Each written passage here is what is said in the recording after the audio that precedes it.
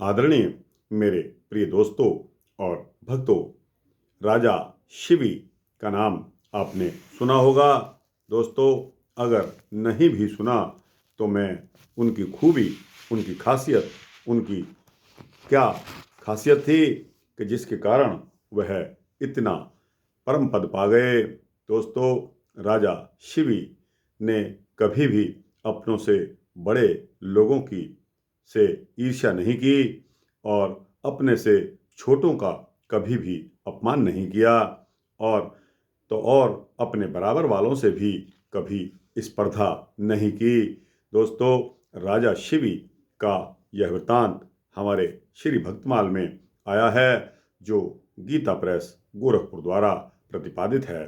तो दोस्तों, महाराजा शिवी का यह वृत्तांत आपके समक्ष लेकर हाजिर हुआ हूँ। उम्मीद करता हूँ कि यह वृत्तांत आपको अच्छा लगेगा। तो बिना समय गवाए इस वृत्तांत को शुरू करते हैं। दोस्तों, प्रभु प्राप्ति के मार्ग का अनुसरण करने वाले भक्त महाराज शिवी का यह वृत्तांत एक श्लोक से प्रारंभ करता हूँ। न त्वहं कामये राज्यं न स्वर्गं न पुनर्भवम् कामये दुख तप्तानां प्राणिनामार्तिनाशनम्। मुझे राज्य नहीं चाहिए, मुझे स्वर्ग नहीं चाहिए और मोक्ष भी मैं नहीं चाहता। मैं तो नाना प्रकार के दुखों से पीड़ित प्राणियों की आरती पीड़ा का नाश चाहता हूँ। दोस्तों, यह परोपकार है। आपको समझ में आ गया होगा कि कुशीनगर के पुत्र शरणागत वत्सल महाराज शिवी यज्ञ कर रहे थे। शिवी की दयालुता और भगवत प्राप्ति की प्रसिद्धि पृथ्वी से स्वर्ग तक फैली हुई थी। देवराज इंद्र ने राजा की परीक्षा करने का एक बार निश्चय कर लिया। इंद्र ने बाज पक्षी का रूप धारण कर लिया और अग्निदेव कबूतर बन गए। बाज के भय से डरता, कांपता, घबराता हुआ कबूतर उड़ता चला आया और राजा शिवी की गोद में बैठकर उनके वस्त्रों में आकर छिप गया। उसी समय वहाँ एक बड़ा भारी बाज भी आ गया। वह मनुष्य की भाषा में राजा शिवी से कहने लगा कि हे राजन, आप धर्मात्माओं में श्रेष्ठ हैं, परंतु आज यह धर्म के विरुद्ध आचरण क्यों कर रहे हैं?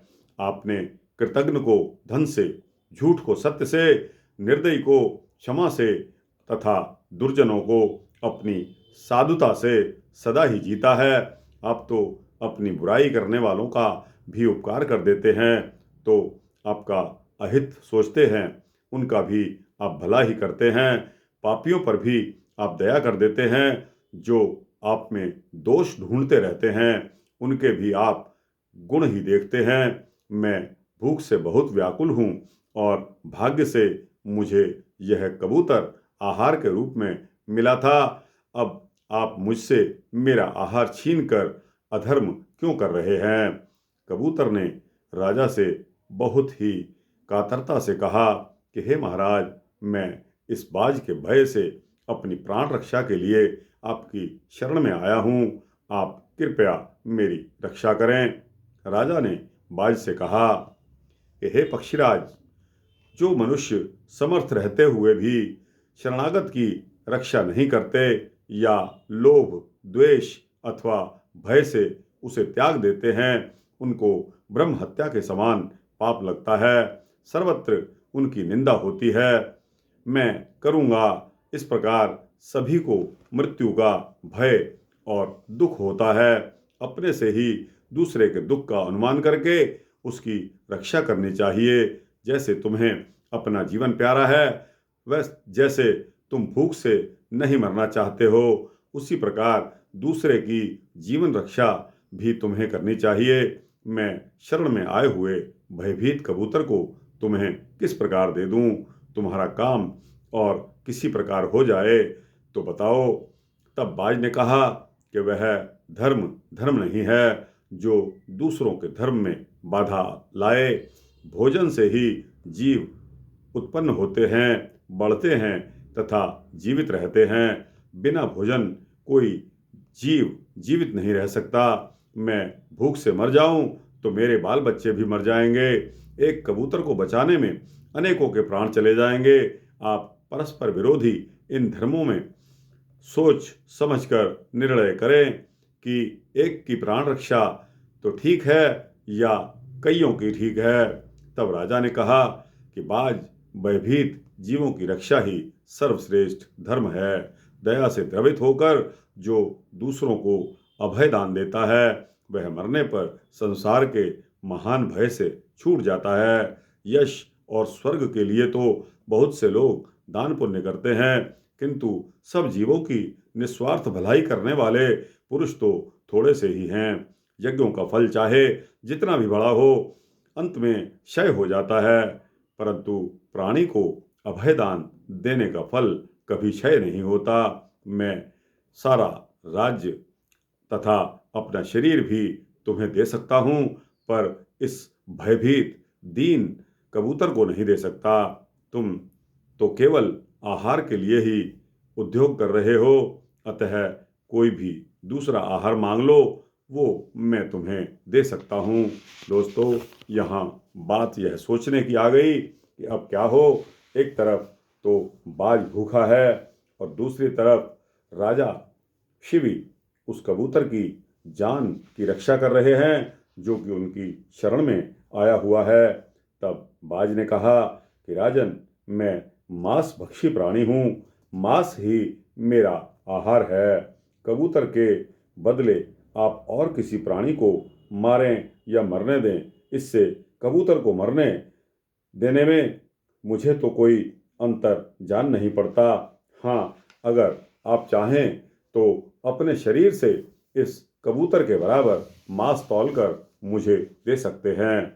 दोस्तों, यहाँ बाज ने एक और परेशानी राजा शिवी के लिए खड़ी कर दी कि ठीक है, अगर आप अपने मांस में से इस कबूतर के बराबर मांस काटकर अपने शरीर में से उसे तौलकर मुझे दे दें तो मुझे अधिक नहीं चाहिए, बस उतना ही चाहिए जितना मांस इस कबूतर का है। तो दोस्तों, राजा को उस समय थोड़ा सा आनंद तो हुआ। राजा ने कहा कि हे बाज, तुमने मुझ पर बहुत कृपा की है। यदि यह शरीर प्राणी के उपकार में ना आए तो प्रतिदिन का इसका पालन पोषण करना ही व्यर्थ है। इस नाशवान अनित्य शरीर से नित्य अविनाशी धर्म किया जाए, यही तो शरीर की सफलता है। तब एक तराजू मंगा लिया गया, उसके एक पल्ले में कबूतर को रख दिया गया, दूसरे पल्ले में राजा शिवी अपने हाथों अपने शरीर का मांस काट काट कर रखने लगे। कबूतर के प्राण बच जाएं और बाज को भी भूख का कष्ट ना हो, इसलिए वे राजा बिना पीड़ा या खेद प्रकट किए हुए अपना मांस काट काट कर पल्ले में रखते गए। किंतु कबूतर का वजन बढ़ता ही चला गया। जब अंत में राजा स्वयं तराजू पर जा बैठे, उनके ऐसा करते ही आकाश में बाजे बजने लगे, ऊपर से फूलों की वर्षा होने लगी। ये मनुष्य भाषा बोलने वाले बाज और कबूतर कौन हैं? ये बाजे क्यों बज रहे हैं? राजा शिवी यह सोच ही रहे थे कि उनके सामने अग्निदेव और इंद्र अपने वास्तविक रूप में आकर प्रकट हो गए। देवराज इंद्र ने कहा कि हे राजन, आपने बड़ों से कभी ईर्ष्या नहीं की और छोटों का कभी अपमान नहीं किया तथा बराबर वालों से भी कभी स्पर्धा नहीं की, अतः आप संसार में सर्वश्रेष्ठ हो। जो मनुष्य अपने प्राणों को त्याग कर भी दूसरों की प्राण रक्षा करता है वह परम धाम को जाता है। पशु भी अपना पेट तो भर ही लेते हैं, परंतु प्रशंसनीय वे पुरुष हैं जो परोपकार के लिए जीते हैं। संसार में तुम्हारे समान अपने सुख की इच्छा से रहित केवल परोपकार परायण साधु जगत की रक्षा के लिए ही जन्म लेते हैं। तुम दिव्य स्वरूप को प्राप्त करो और चिरकाल तक पृथ्वी का सुख भोगो। अंत में तुम्हें परम पद प्राप्त होगा। ऐसा कहकर इंद्र देवता और अग्नि देवता स्वर्ग को चल दिए। राजा शिवी भगवान में मन लगाकर चिरकाल तक इस पृथ्वी पर शासन भी करते रहे और प्रभु का भजन भी करते रहे और अंत में भगवत धाम को पधार गए। तो दोस्तों, यह आपको वृतांत महाराज शिवी का कैसा लगा? दोस्तों, इस प्रकार के वृतांत बहुत कम पाए जाते हैं। हम लोग सारे लोग ही सेल्फिश हैं, स्वार्थी हैं। हमें तो अपना चाहिए, दूसरा जाए गड्ढे में। दूसरे के लिए क्या चिंता? किसी चीज का बंटवारा होता है तो सारा ही शायद मुझे दे दो। दोस्तों, कल मैं आपको जो कथा सुना रहा था नरकों की, 14वीं प्रकार की नरक, जिसको वैतरणी नरक कहा गया है, वैतरणी से कब आदमी, मनुष्य, जीवात्मा पार होता है दोस्तों और मित्रों। वैतरणी का मतलब, अगर आपने वितरण किया हुआ है, अपनी जीवन में दान दिया हुआ है, लोगों को बांटा हुआ है, तो दोस्तों यकीन मानिए वो वैतरणी नदी आपके मार्ग में नहीं आएगी। और अगर आपने यही रवैया रखा कि बस जो कुछ है मुझे मिल जाए, संग्रह करता बन जाओ, सारा का सारा संग्रह जुगाड़ सारा का सारा मेरे पास आ जाए, ऐसा इस प्रकार का एटीट्यूड अगर आप रखोगे तो दोस्तों सच मानो कि आपको कोई नहीं बचा सकता। दोस्तों, राजा शिवी महाराज थे, उनके पास किसी चीज़ की कमी नहीं थी, भगवत भक्त थे, प्रभु का भजन सिमरन करते थे। यह तो उनकी एक परीक्षा थी जो कि इंद्र ने इस प्रकार का यह सारा स्वांग उनके सामने रखा कि देखते हैं कि महाराज शिवी किस प्रकार का हमें उत्तर देते हैं। तो दोस्तों, राजा शिवी ने ठीक समझा कि इस कबूतर की रक्षा करना तो मेरा परम धर्म है, क्योंकि यह कबूतर मेरी शरण में आया है, इसको बचाना मेरा परम कर्तव्य है, नहीं तो मेरा जीवन निषिद्ध है, बेकार है, किसी मतलब का नहीं है।